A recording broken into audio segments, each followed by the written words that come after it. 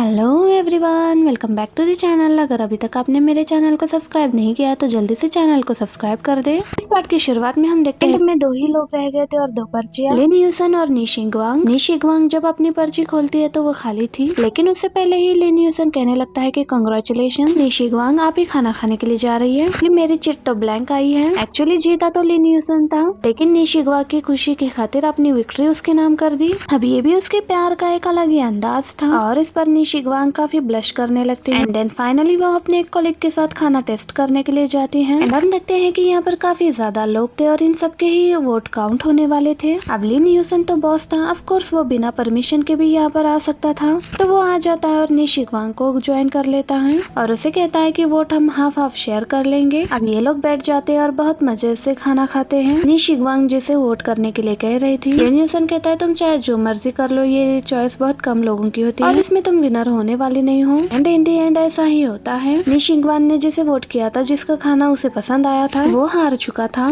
अब वो सैड सा फेस बनाती है तो लिन यूसन उसे कहता है कि मैं तुम्हें इस तरह से सैड तो नहीं देख सकता, बट मैं तुम्हें एक वादा करता हूँ कि तुम्हें हर रोज डिनर करवाने के लिए के अंडर ले जाऊंगा और वहाँ का पूरा मेन्यू तुम्हें टेस्ट कराऊंगा। अब ये सुनते ही वो बहुत ज्यादा खुश हो जाती है। वेल, अब काफी दिनों से उनकी कैफेटेरिया में एक लंबी लाइन लगी हुई होती है, क्योंकि अब तो वहाँ पर बहुत ही टेस्टी किस्म का खाना मिलता था। लेकिन यिनजी कहती है कि निशिग्वांग, इतना अच्छा खाना यहाँ पर मिलता है, दिन के टाइम पर तो तुम यहाँ पर नजर आती हो, लेकिन शाम के टाइम पर तुम अक्सर कहाँ चली जाती हो और कहाँ खाना खाती हो। अब वो क्या ही कह पाती कि वो लिन यूसन के साथ चली जाती है अपना वादा पूरा करवाने के लिए। वेल, इसके बाद एक तरफ इनकी कंपनी में चाइनीज न्यू ईयर की तैयारियां चल रही थी। एम्प्लॉयज को मिलने वाली लकी ड्रॉ में बहुत सारे गिफ्ट्स आ रही थी एंड दूसरी तरफ वो लोग अपने प्रोजेक्ट को एक्सपेंड करने के बारे में बात कर रहे थे, साथ ही साथ काम भी ज्यादा कर रहे थे। थोड़े ही दिनों बाद उन्हें एक दूसरे शहर जाना था फ्लावर की फैक्ट्री का विजिट करने के लिए। अब निशिग्वांग लिन यूसन से ऐसे तो मिल लिया करती थी और ये दोनों इकट्ठे डिनर भी करते थे, लेकिन जब सबके बीच होती थी तो उसे बहुत अवॉइड करने की कोशिश करती थी। अब एक बार मीटिंग के बाद लिन यूसन उसे पकड़ ही लेता है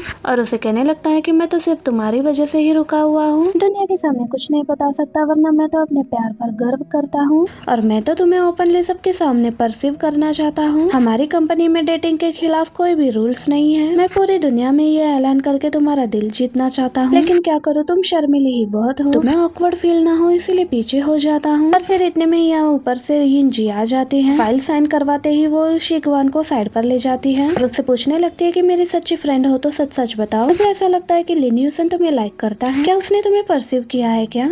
और इस बार निशिग्वांग के मन की बातें आ ही जाती है। वो सोचने लगती है कि प्यार एक बहुत ही अच्छा एहसास होता है, मैंने भी तो प्यार किया था और खुल के उसका इजहार भी किया था, मेरे खिलाफ बातें भी बनी थी, लेकिन फिर भी मुझे गर्व है कि मैंने जो किया था डंके की चोट पर पूरी दुनिया के सामने किया था। और अब अगर वो भी ऐसा करना चाहता है, पूरी दुनिया के सामने मुझे परसीव करना चाहता है, तो ये स्टोरी भी मुझसे कुछ डिफरेंट नहीं है, लेकिन मैं इसका दिल नहीं तोड़ूंगी। और फिर यिनजी को बताती है कि हाँ ऐसा ही है, उसने मुझे प्रपोज किया था, लेकिन मैंने अभी तक कोई जवाब नहीं दिया। एंड देन इसके बाद वो रात को लिन यूसन को मैसेज करती है। वो कुछ ऐसा मैसेज था जिसे पढ़ते ही लिन यूसन उसे तुरंत कॉल कर देता है और कहता है कि तुमने मुझे क्या कहा है कि मैं कंटिन्यू कर सकता हूँ। वो बोलती है मैंने बहुत सोचने के बाद ये फैसला किया है कि तुम अपने प्यार को पूरी दुनिया के सामने लाना चाहते हो, तुम मुझे ओपनली परसीव करना चाहते हो तो मुझे कोई प्रॉब्लम नहीं है, तुम कोशिश करके देख लो, कोशिश करने वालों की कभी हार नहीं होती, क्या पता तुम मेरा दिल जीतने में कामयाब हो ही जाओ। लिन यूसन को ये सुनकर बहुत खुशी होती है कि फाइनली कुछ तो प्रोग्रेस हुई है और फिर उसे कहता है कि ठीक है, फिर बिजनेस ट्रिप पर तुम ही मेरे साथ जा रही हो, मेरे असिस्टेंट बनकर फ्लाइट बुकिंग करवा लो।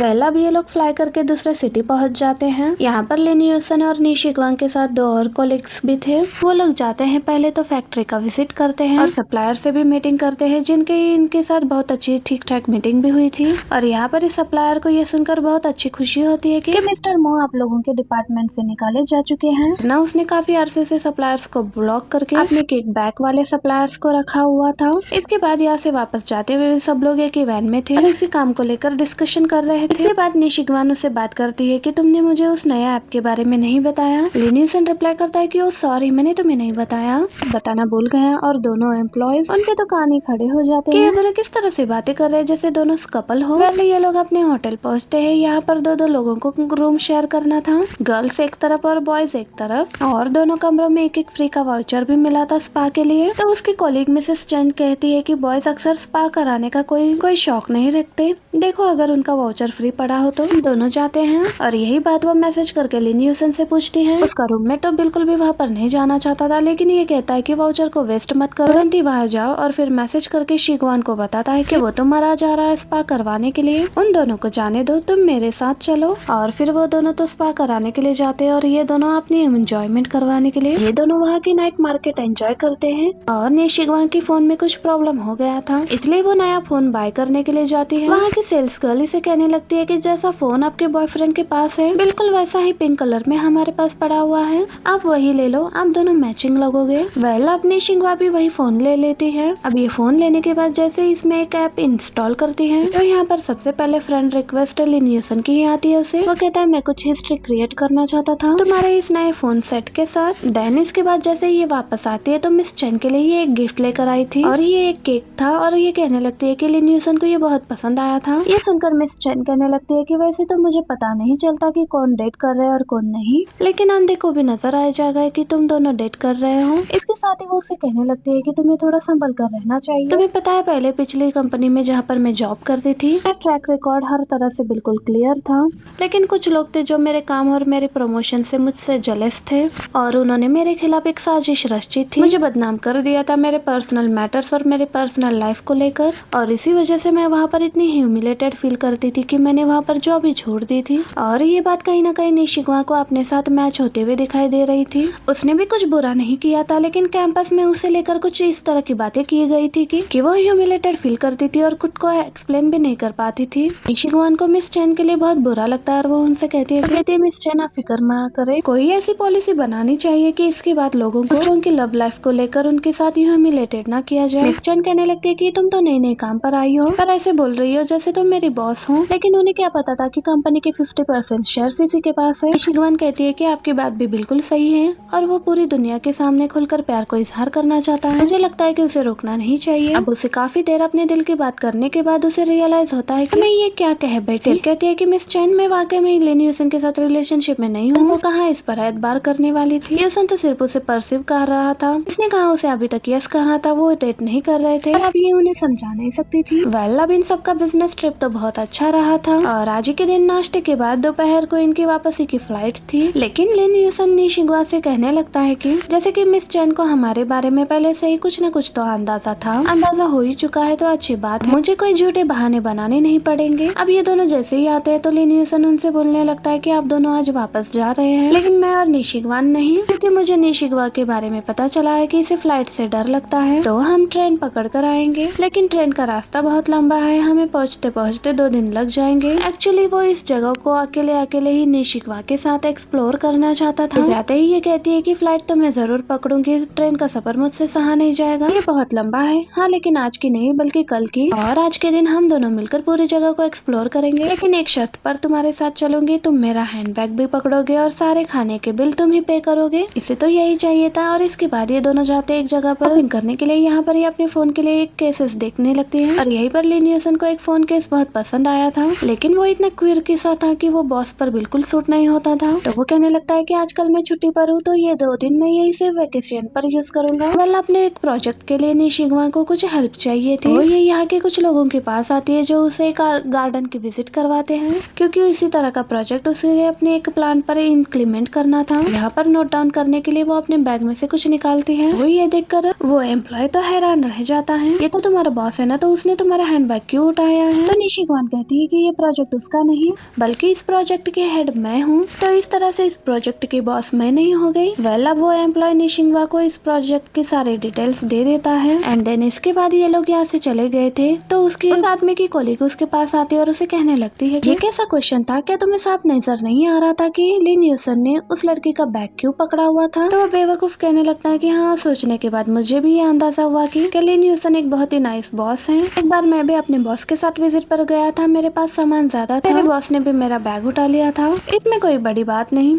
इन शॉर्ट वो एक डम था। ये सारी बातें उसे कुछ समझ में नहीं आनी थी। अब इसके बाद लिन यूसन और निशिगवान जाते हैं और इस शहर के सारे स्पेशलिटीज को चेक करते हैं। वहाँ का टेस्टी टेस्टी खाना खाते हैं, ट्रेडिशनल फूड्स जो सिर्फ वहाँ का ही वहीं पर मिलता था, और वहाँ की नाइट मार्केट को भी एक्सप्लोर करते हैं। यहाँ पर वो बहुत ही प्यारी प्यारी निशिगवान की फोटोज भी क्लिक कर रहा था और हर कोई ये देखकर हैरान था कि इस लड़के के पास कैसा फोन कवर है। इनफैक्ट लिन यूसन ने तो ये मैचिंग की हुई थी निशिगवान के फोन केस के साथ। बातों ही बातों में निशिगवान उसे अपने बचपन की बातें बताती है। बचपन में मैं कितनी शरारती हुआ करती थी। उसका चाइल्डहुड ज्यादातर अपने दादा दादी के साथ कंट्री विलेज में ही गुजरा था, क्योंकि उसके मॉम और डैड अपने बिजनेस को संभालने में और उसे एक्सप्लेन करने में ही बिजी थे। वेल, अब बहुत सारा टाइम एक साथ गुजारने के बाद ये लोग वापस आते हैं। अपने होटल के कमरे में जाते हुए वो ये कहती है कि कल मैं दोपहर तक सोऊंगी, इसके बाद हम लोग रात की फ्लाइट पकड़ लेंगे।